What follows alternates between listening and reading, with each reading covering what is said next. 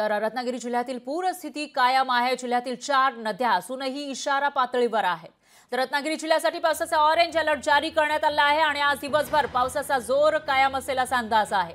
काजळी, जगबुडी, गोदावरी आणि मुचकुंदी ही नदी इशारा पातळीवर आहे। तर रत्नागिरीमध्ये मागील बऱ्याच दिवसांपासून धो-धो पाऊस बरसतो। त्याचा परिणाम म्हणजे इथल्या सर्वच नद्या या भरून वाहत आहेत आणि आता काही नद्या 4 नद्या या इशारा पातळीवर आहेत। तर इथं पावसाचा जोर कायम असेल असा अंदाज आहे। दरम्यान काजळी, जगबुडी, गोदावरी आणि मुचकुंदी नदी इशारा पातळीवर आहे। याचा आढावा घेतलाय आपले प्रतिनिधी राहुल वर्दे यांनी।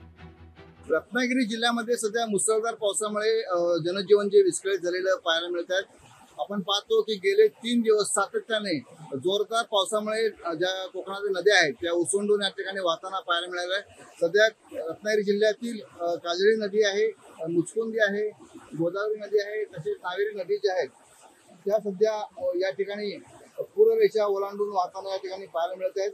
सध्या रत्नागिरी जिल्ह्याला ऑरेंज अलर्ट देण्यात आलेला आहे। आपण पाहिलं तर काल मुंबई गोवा महामार्गावरील काजळी नदीच्या पुरामुळे जवळपास 2 ते 2.5 तास मुंबई गोवा महामार्ग या ठिकाणी बंद करण्यात आलेला होता। त्यामुळे एकंदर रत्नागिरी जिल्ह्यामध्ये सध्या पावसाची जोरदार बॅटिंग या ठिकाणी पाहायला मिळत आहेत। अनेक ठिकाणी आपण पाहिलं तर रत्नागिरीमध्ये रस्त्यावरती पाणी आलेलं चित्र सुद्धा या ठिकाणी पाहायला मिळालेलं होतं। त्यामुळे येणारे 2 दिवस जे आहे रत्नागिरी जिल्ह्याला पुन्हा एकदा ऑरेंज अलर्ट या ठिकाणी देण्यात आलेला आहे। लोकशाही मराठीसाठी राहुल वर्दे, रत्नागिरी। लोकशाही मराठी ऐका, पहा, जागरूक रहा।